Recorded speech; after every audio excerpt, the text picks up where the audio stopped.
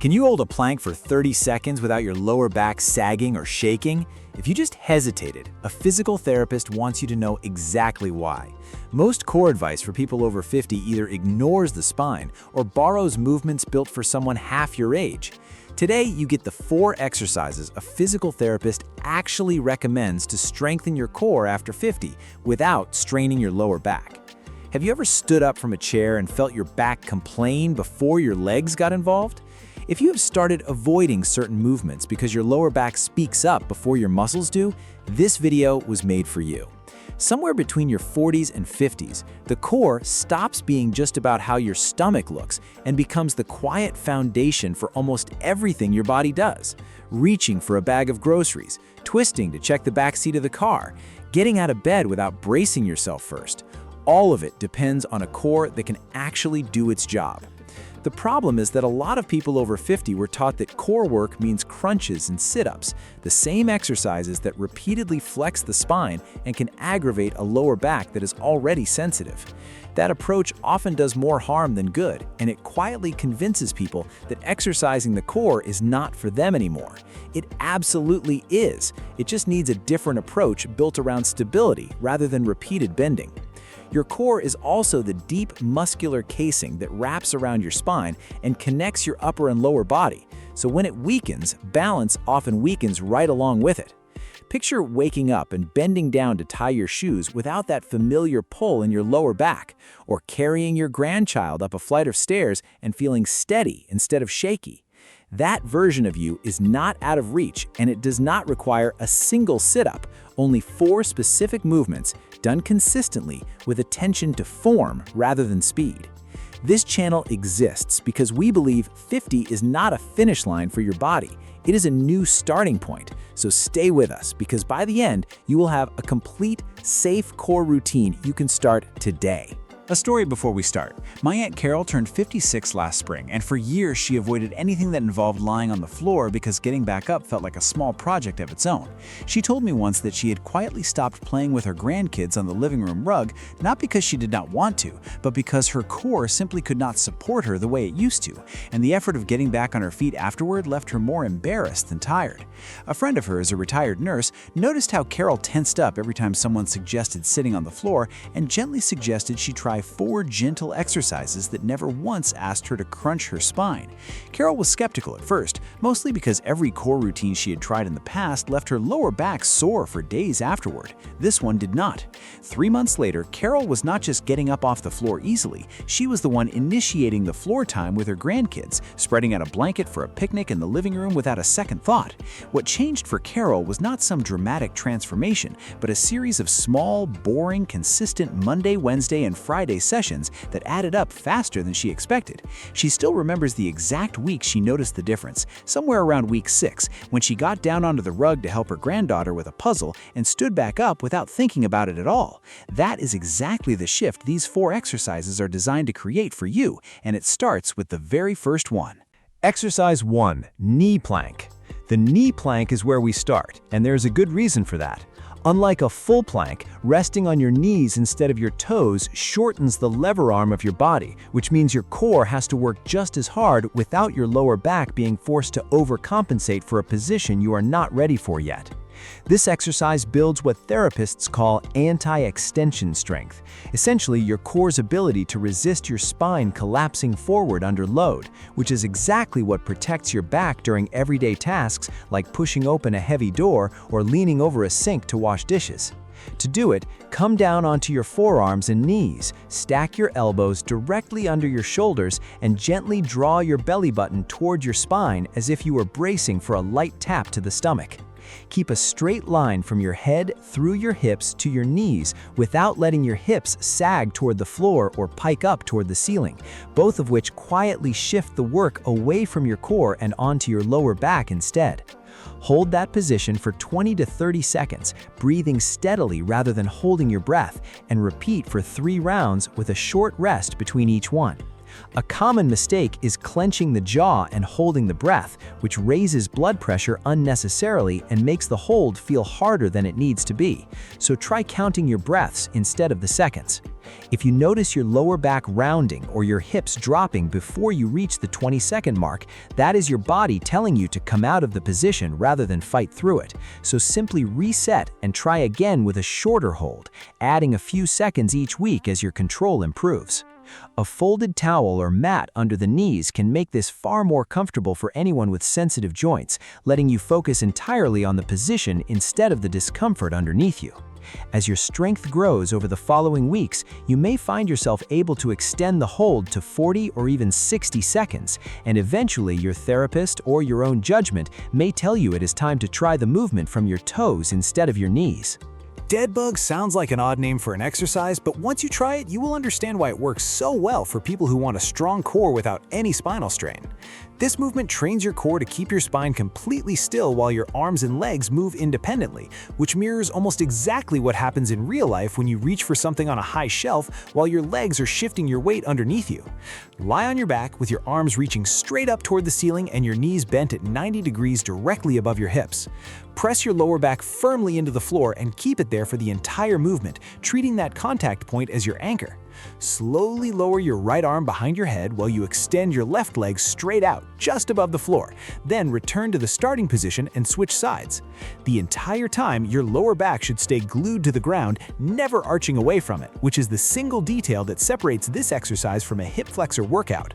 Perform 10 repetitions per side for 3 sets.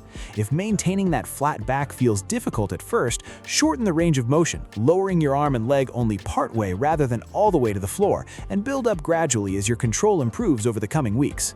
Many people find it helpful to place a small rolled towel under their lower back at first, just enough to feel if that contact point disappears during the movement. Moving slowly is far more valuable here than moving through the repetitions quickly, since a controlled pace is what actually teaches your core to stabilize under changing demands.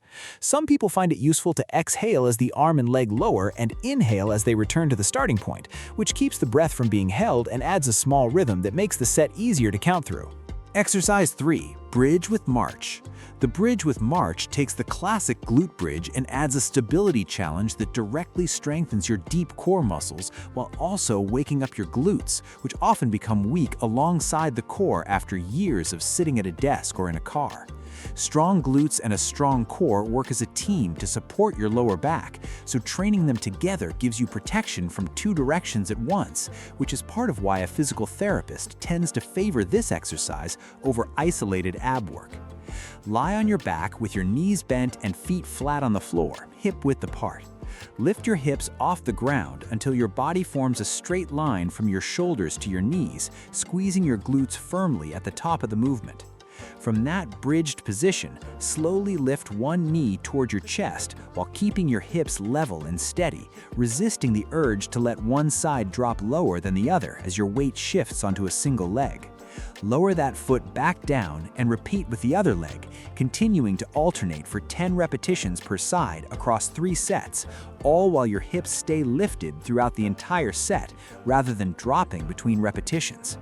The moment you feel your hips beginning to tilt or twist, that is a sign to lower them back down, rest briefly, and start the set again with smaller, more controlled movements rather than pushing through with poor form. Over time, as this becomes easier, you can slow the tempo of each march down even further to make your core work harder without adding a single extra repetition. Keeping your chin slightly tucked and your gaze toward the ceiling, rather than lifting your head to watch your feet, also helps keep tension out of your neck while your core does the actual work.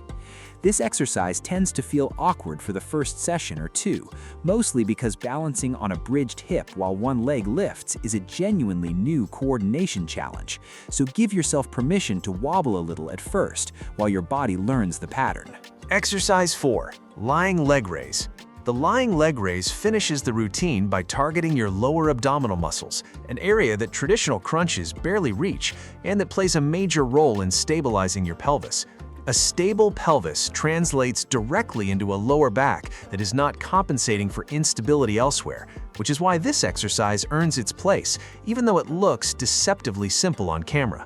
Lie flat on your back with your legs extended and your hands resting gently under your lower back for light support and feedback throughout the movement.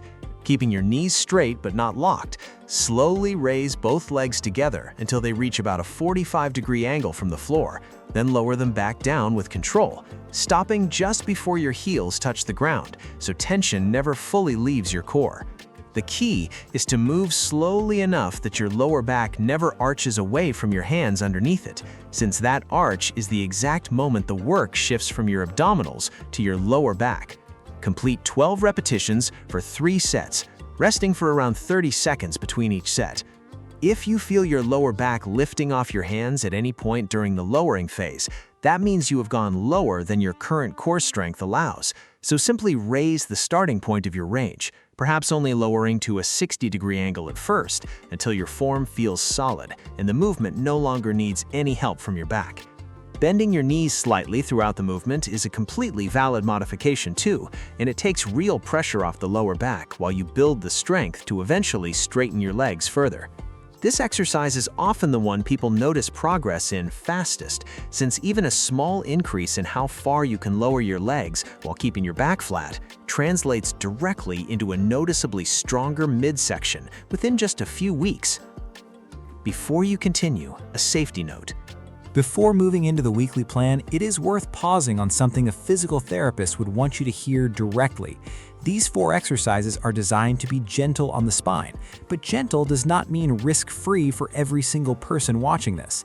If you have a diagnosed herniated disc, recent abdominal surgery, or a history of severe lower back pain, it is worth having a quick conversation with your doctor or a physical therapist before starting, just so the routine can be adjusted to your specific situation rather than applied blindly. For most people over 50 without those specific concerns, these movements are considered safe to begin at home, as long as you learn to tell the difference between normal muscle fatigue, which feels like a warm working sensation, and sharp or shooting pain, which does not belong in any of these 4 exercises. If the second one shows up at any point, stop the movement immediately, rest, and consider whether that particular exercise needs to be modified or skipped for now while you check in with a professional. It is also worth mentioning that mild soreness the day after your first session is completely normal and different from pain during the exercise itself, so do not let a bit of stiffness discourage you from your next scheduled session. If any single exercise consistently bothers a joint, even after you have adjusted your form, it is perfectly fine to skip that one movement while continuing with the other 3 and asking a professional for a substitute.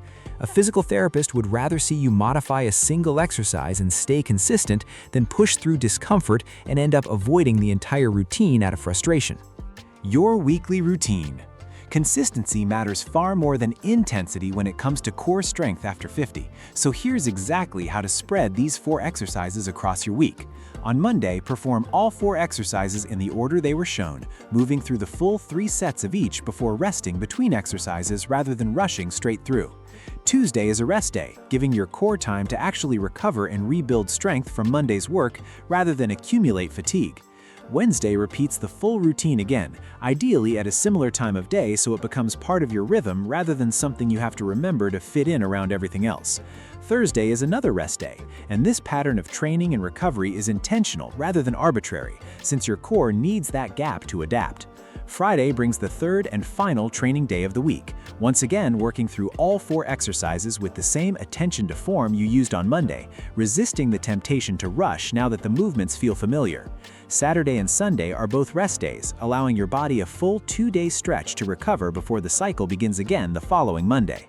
If you happen to travel or your schedule shifts one week, simply keeping any 2 of the 3 sessions and skipping the 3rd occasionally will not undo your progress, since the goal is a sustainable pattern over months, not a perfect record over a single week.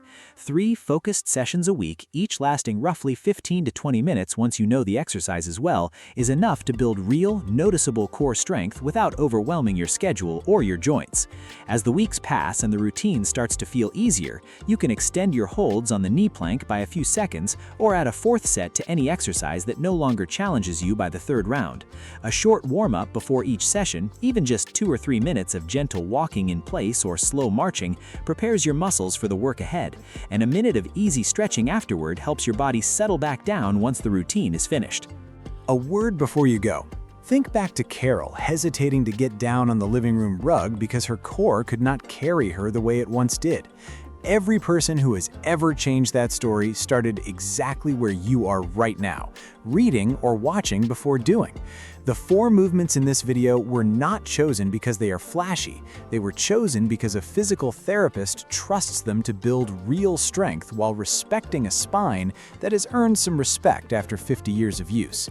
Give yourself the 3 sessions a week this routine asks for, and give it a few weeks before judging the results, because core strength builds quietly before it becomes obvious in daily life. One day, you will bend down for something on the floor and simply do it.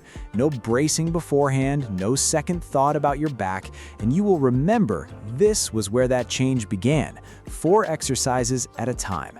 Carol did not transform her body overnight, and neither will you, but she showed up 3 times a week, and 3 months later, her whole relationship with the floor had quietly changed.